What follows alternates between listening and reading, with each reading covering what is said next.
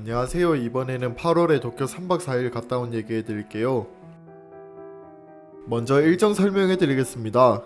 첫째 날은 도착해서 도쿄역에서 점심 먹고 쉬다가 저녁에 센소지 도쿄타워 구경했고, 둘째 날은 후지산 투어 신청해서 후지산 보고 왔습니다. 셋째 날은 도쿄 디즈니랜드 갔다 왔고, 넷째 날에 비행기 타고 무사히 돌아왔습니다. 저희는 김해공항에서 도쿄 나리타로 갔고 비행시간은 2시간 정도 걸렸습니다.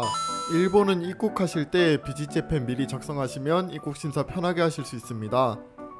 제주항공은 나리타 3터미널에 내렸고 시내로 나가는 방법으로 LCB 버스를 이용했습니다. 가격도 왕복 3,000원으로 싸고 3터미널은 작아서 위치는 쉽게 찾을 수 있었고 시간 간격도 좁아서 현장에서 예매하고 바로 탔습니다. 차가 안 막혀서 도쿄역까지 1시간 10분 만에 도착했고 버스 안에 사람도 없고 널널하게 왔습니다. 도쿄역 앞에서 내려주는데 도쿄역에서 나리타 공항으로 갈 때는 내렸던 곳이 아니라 옆쪽으로 가야 버스 정류장이 있으니 참고해주세요. 점심시간이라 밥 먹으러 도쿄역 지하로 내려갔는데 사람도 엄청 많고 또 엄청나게 넓었습니다. 여름이었는데 안에는 시원해서 구경하기 좋았고 굿즈샵도 많았고 식당도 많아서 구경해보시면 좋을 것 같습니다. 점심은 돈가스 먹으러 갔습니다. 가격은 좀 비쌌지만 고기도 두툼하고 바삭해서 맛있게 먹었습니다. 잘 구경하고 숙소로 가기 위해 지하철 타러 갔습니다. 저희는 이번 일정에 지하철 탈 일이 많아서 24시간짜리 메트로패스 구매해서 사용했습니다. 이렇게 생긴 기계 찾아보시고 미리 인터넷으로 구매한 QR코드 찍으면 나오는 편리한 구조였습니다. 당구공 모양 지하철만 이용할 수 있지만 웬만한 곳에는 다 갈 수 있어서 일정 다 정하시고 지하철 탈 일 많으시면 구매하시면 좋겠습니다. 숙소는 도쿄역에서 조금 떨어진 아파호텔로 예약했습니다. 좁지만 깔끔하고 주변에 지하철역도 2개 있어서 이동하기 편했습니다. 더워서 해질 때까지 쉬다가 지하철 타고 센소지로 이동했습니다. 7시쯤 도착하니 주변 가게는 거의 다 문 닫은 상태였지만 조명 켜진 모습도 예뻤고 사람도 많이 빠진 상태라 구경하기 편했습니다. 날씨가 더우면 해지고 구경 가는 것도 좋은 선택일 것 같습니다. 그리고 도쿄 스카이트리 구경하러 갔는데 시간대를 선택해서 예약해야 하더라고요. 언제 도착할지 몰라서 그냥 현장 예매해야겠다 생각하고 갔는데 생각보다 사람이 엄청 많아서 매진됐더라고요. 계획적이신 여러분들은 미리 표 예매하시고 가시길 추천드립니다. 아쉽지만 스카이트리 주변만 쓱 구경하고 숙소로 돌아갔습니다. 들어가기 전에 숙소 바로 옆에 있는 야키토리 집에서 야식 먹었습니다. 가격은 한 접시에 390엔으로 저렴해서 이것저것 시켜봤고 간단하게 한잔할 수 있어서 좋았습니다. 마지막으로 여행 동안 먹을 간식 사러 편의점에 들렀고 숙소에서 먹으면서 쉬다가 하루를 마무리했습니다. 둘째 날은 아침부터 후지산 투어 갔다 왔습니다. 도쿄역에서 출발했고 후지산 투어는 일본 하면 생각나는 후지산을 다양한 각도에서 둘러보는 투어라고 생각하시면 될 것 같습니다.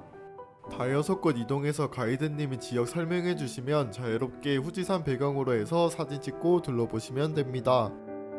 여름에 후지산 보러 가시면 우리가 생각하는 꼭대기에 눈은 다 녹아서 안 보여서 좀 아쉬웠고 구름에 가려서 잘 보이진 않았지만 후지산이 안 보여도 경치가 예뻐서 관광하기 좋은 것 같습니다.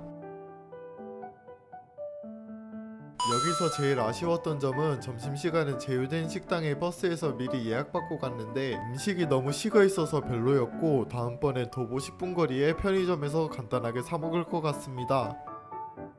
투어가 끝나고 도쿄역에 도착하니 저녁 7시쯤 되었습니다. 저녁 먹을 시간이라 지하에 몬자야키 먹으러 갔습니다. 여기서 당황했던 사건이 있는데 주문 받을 때 계속 오토시 물어보더라고요. 일단 알겠다 했는데 나중에 결제할 때 보니까 오토시 금액이 추가되어 있었습니다. 알고 보니 오토시가 기본 안주 같은 느낌인데 무료가 아니라 자리세 느낌으로 돈을 받더라고요. 이런 문화가 있다는 걸 알아두시면 좋을 것 같고 안주로 나왔던 계란말이랑 음식이 전부 맛있어서 전혀 아깝진 않았습니다. 지하철 패스 시간이 다 됐기도 했고 소화시킬 겸 걸어서 숙소까지 갔습니다. 걸어서 15분 정도 걸린 것 같고 날씨만 좋다면 걸어 다녀도 충분히 가까운 거리라고 생각됩니다. 셋째 날에는 디즈니랜드에 가볼 겁니다. 원래는 오픈런에서 이것저것 타볼 생각이었는데 늦잠을 자버려서 이왕 늦은 김에 숙소 옆 가게에서 아침까지 먹고 갔습니다. 오픈 1시간 정도 늦은 9시쯤 디즈니랜드에 도착했는데 오픈런에 비해 사람도 적고 쾌적해서 나쁘지 않았습니다. 디즈니랜드 가실 때는 디즈니랜드 어플을 다운받아 가시면 편리한데 어플에 기본적인 지도와 놀이기구 대기시간 정보가 나와 있고 DPA라고 해서 우리가 생각하는 프리패스도 구매할 수 있고 제가 갔을 땐 40주년 행사로 하는 무료 프리패스도 받을 수 있었습니다. 일행 티켓을 한 기기에 저장해 두면 프리패스 구매할 때 같은 시간대로 쉽게 예약이 가능하고 간단한 음식 주문도 줄 안 서고 어플을 통해 미리 주문하고 받아갈 수 있어서 편리했습니다. 여름에 디즈니랜드에 가면 많이 덥지 않을까 생각했는데 야외에도 에어컨 나오는 곳이 있어서 신기했고 물론 실내랑 놀이기구 탈 때는 시원해서 나름 괜찮았습니다. 사람들이 생각보다 적어서 놀이기구를 13개 정도 탈 수 있었는데 놀이기구들이 스릴 있는 느낌이 아니라 타고 이것저것 구경하는 느낌이라 생각보다 휴식 시간이 많아서 힘들진 않았고 화면 말고 실제 눈으로 보면 더 생생하고 잘 만들어져 있어서 꼭 한번 와보셨으면 좋겠습니다. 몇 가지만 추천해드리면 가장 인기있고 퀄리티 좋은 건 미녀와 야수였는데 줄을 거의 2시간 정도 기다려야 해서 망설여지기도 합니다. 저희는 DPA 구매해서 빠르게 실내로 들어갔었는데 좀 비싸긴 했지만 돈 쓴 보람이 있었고 퀄리티도 좋아서 후회하진 않으실 겁니다. 두 번째는 캐리비안의 해적입니다. 보트를 타고 다니면서 해적 세계를 탐험하는 건데 대기줄이 적은 거에 비해 퀄리티가 상당히 좋았습니다. 어두운 분위기에서 특수 효과를 잘 살렸고 특히 잭스페로우가 살아있는 것처럼 정말 잘 만들어져 있었습니다. 그리고 다음은 스몰월드입니다. 배 타고 이동하면서 각 구역의 인형들 구경하는 건데 이건 놀이기구 많이 타시고 힘드실 때 타러 가시는 게 좋습니다. 줄도 빨리 줄어드는 편이고 한 번 타면 2-30분 정도 타고 앉아 있는데 쉬는 겸 앉아서 구경하시면 재밌습니다.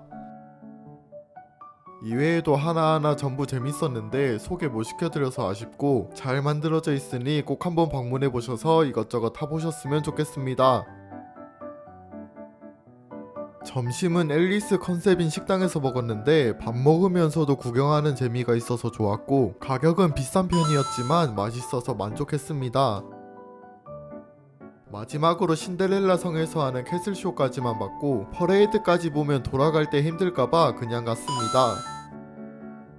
출출해서 들어가기 전에 숙소 근처 라멘집으로 갔습니다. 작고 오래된 노포식당 같았는데 닭육수인지 삼계탕 같은 맛이 났고 담백해서 만족스러운 식사였습니다.